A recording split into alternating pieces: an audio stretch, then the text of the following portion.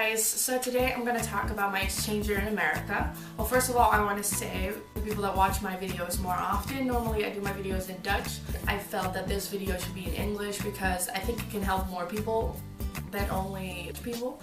Also, this video is probably more informative and less funny, kind of. But I still really wanted to make this video for this week. But don't worry, next week there's probably going to be another video in Dutch again, so don't worry. Also, I'm wearing this beautiful yellow shirt. That's where I want to start it off with. STS is the organization that I went with that basically arranged everything for me. First of all, I want to give a little bit more information about my years. So I went last year from 2012 to halfway to 2013. I went for 10 months. I left here in Holland on the I left here on the 16th of August of 2012, and I got back on the 23rd of June of 2013. So I've been home for about 6 to 7 months now. I said my organization was STS Travel. They arranged my flights, they arranged my host family, and they basically also arranged the other organization that works in Chicago, so that I have people to reach out to when something goes wrong. I'm going to talk about why I went kind of later on in the video. So when I got placed, it was about 2 months in advance before I left. You signed up, you already do your payments, and then they pick a host family for you.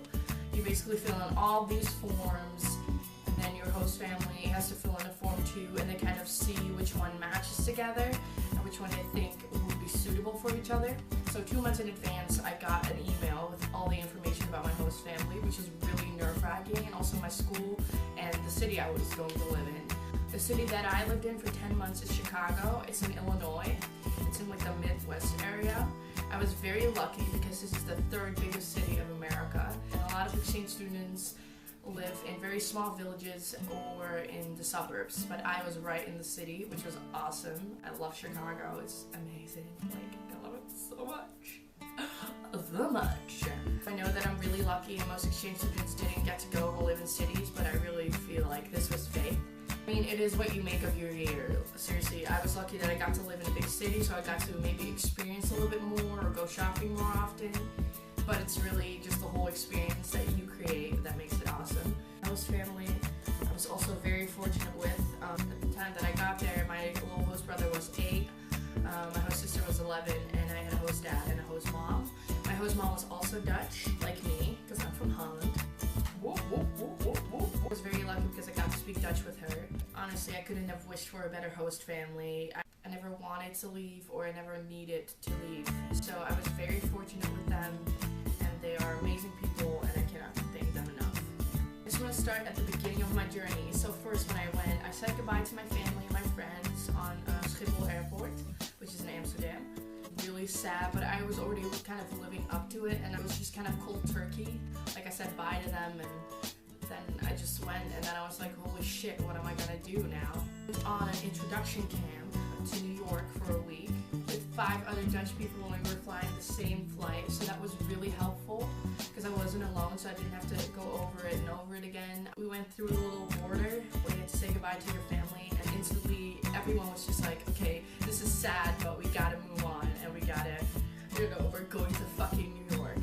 We basically just became friends instantly, which a flight from Amsterdam to London, Heathrow, and then we met up with Danish people, Finnish people, Norwegian people, Italians, Germans, everything and everyone. And it was really awesome because we were with a really big group, and we got to know different cultures and different nationalities. And we took the flight to New York, which is such a long flight in my eyes. Then we got to New York, stayed there for a week. We stayed in this college called New Rochelle.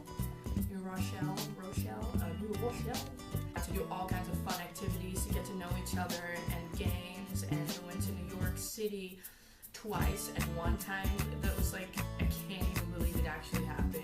We did a boat tour around the skyline of New York, and it slowly got darker, and all the lights were on, and we got off the boat, and then it was like, oh, we have a surprise for you, there's a limousine waiting to drive you to Times Square. So basically we drove to Times Square in a limousine. Like, oh my god, when I think about it, it's just amazing that I did that. So I had a really awesome week there, and I met a lot of friends, and it was a really fun invitation that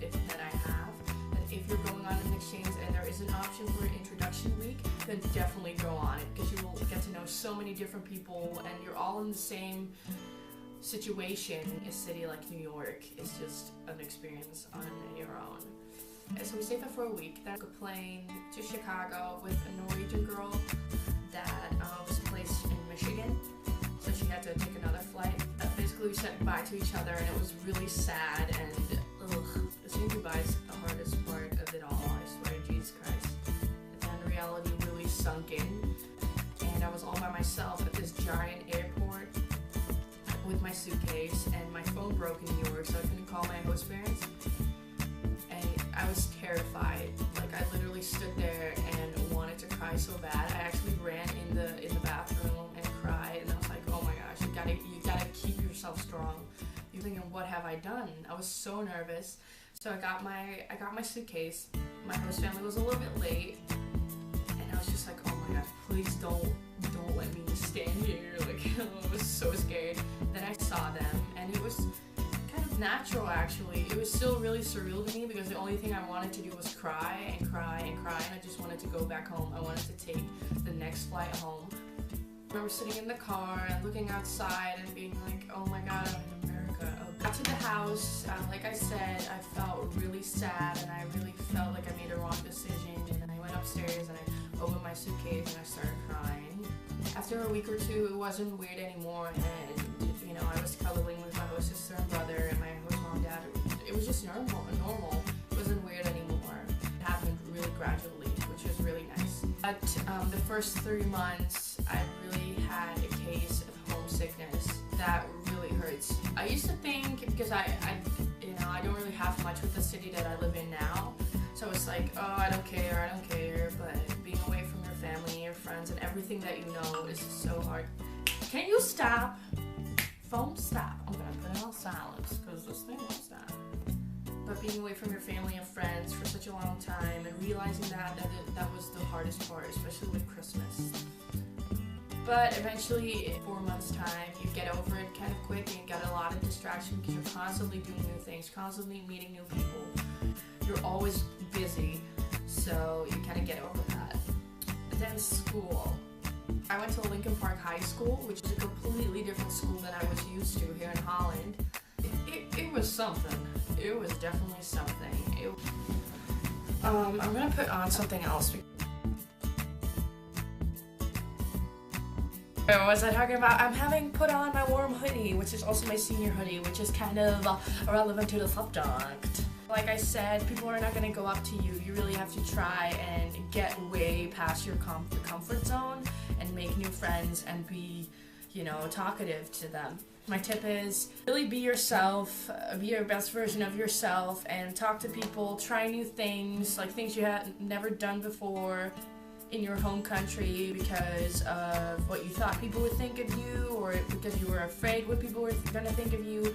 You just have to do it. Like, it's your life, and exchange year is definitely the year to try all these kinds of things. For months, I really had some trouble because I didn't feel like I would be able to fit in there, and I was way different than everybody else there. I come from different countries, so it's other beliefs and other things. It's really hard for me to kind of fit in my own head, to feel like good enough. Like 2 friends the first week, which one of them is still my best friend, which is Yosra. If you're watching this, I love you. She was a Moroccan exchange student, and Lucia, and she was a girl that went to school there. You just really have to put yourself out there. You really have to ask people constantly if they want to hang out, if there's something they're doing later on. Like, be annoying about it. Like, stalk them, kind of. Pop up my hood. By the end of the year, I don't want to like brag or anything, but I had a lot of friends, and the best thing, they liked me because I was completely myself. I wasn't somebody else, or I was trying to be somebody else, and they didn't find me strange or weird or that crazy Dutch girl. I was just being myself, and that made me feel really good and feel very accepted. So yeah, that was awesome, and I made amazing friends who I still keep in touch with today. Some of them more often than others, but I'm definitely never gonna forget them because they did so much for me. Gave me amazing memories to look back on, and I can't wait to see them again somewhere in the future. Because of my host family, I got to travel to Texas and Indiana, Indiana for a football game, like an American football game, and it was so awesome. I also went to Texas for Christmas because my hostess family lives there, and that was also like a completely different country kind of, and it was a lot of fun. I got to do so many things and so many experiences, like it's just crazy. If I think about it, if I look back on it now, it's just crazy what I've done. You know, I went to a football game, a hockey game, a baseball game. I went to church, which I would normally never do here. I went to homecoming, I got asked to prom, I went to prom, and overall the year was awesome. But there's also, because it sounds really awesome, but you really have to think about it, because not everything is gonna go your way, and there's gonna be times where you feel really alone and really homesick. If you look back on all of that, like midway through the year, then it's definitely worth it, because it's just an amazing experience. You get to learn so much about yourself. Basically, you have your host family, you have your friends, but you're still all alone in a different country. You get to learn so many valuable lessons. I sound like I'm like an old woman who has lived like 1,200 years. Everybody's year is of course different. Some people have a really great year like me, or some people have a really shitty year and want to go back as soon as possible. But honestly, when you're having a hard time, or if you're really homesick, then you just have to basically fight through it. Distractions, and when you think you're not gonna fit in or you're not gonna make any friends, just keep on trying. Just be nice to people, and it will happen eventually, and you're gonna have some awesome memories to look back on. For me, probably the hardest part was saying goodbye. It was probably harder to say goodbye to the people in America than it was to say goodbye to my family and friends here. I knew when I was going to see them again. Some people I just have, like, it's not going to be the end, like we're going to see each other again. So we're all really thankful I got to meet these people, and also the people that I don't really have fond memories of. I learned a lot of lessons, so thank you guys. That was it for this video. I hope I kind of helped you guys, for people right now in America or people going next year. You just gotta make the best of it, and you gotta fight through hard times. Especially don't let anybody hold you back. If, like for me, the reason why I went is because it was really my dream, and it wasn't going really well in school at that time, and a lot of people, I couldn't pass my exams, and they said I couldn't do it, and even more motivated. I worked really hard, I studied really hard, and then I got to go, which is amazing. Honestly, if it's your dream, work very hard for it. For me, it was my dream, and I had the best year of my life. What it is in life, people are gonna always tell you that you can't do this, or that you're not good enough, or that you da-da-da, but use those things that people are saying to you to motivate you, because at the end, if you believe in yourself and you accomplish something, it's gonna outdo everything that those people said that you weren't or that you couldn't do. All those people that told you you can't, or all those people that are shitty to you, that have been shitty to you, are gonna be there. They're gonna be still stuck in their life, and you're gonna be here living your dream. So that's my speech, I guess. So, I'm sorry, that was like a long rambling words. Anyway, that was it for the video. Next week there's probably going to be a video in Dutch again, so don't worry about that. If you like this video, you can subscribe and like it or comment on it, and then I'll see you guys next time. Bye! What I forgot to say is that if you guys have any questions about an exchange here, you can put a comment down here below, and then I'll try to answer them. America. Yes.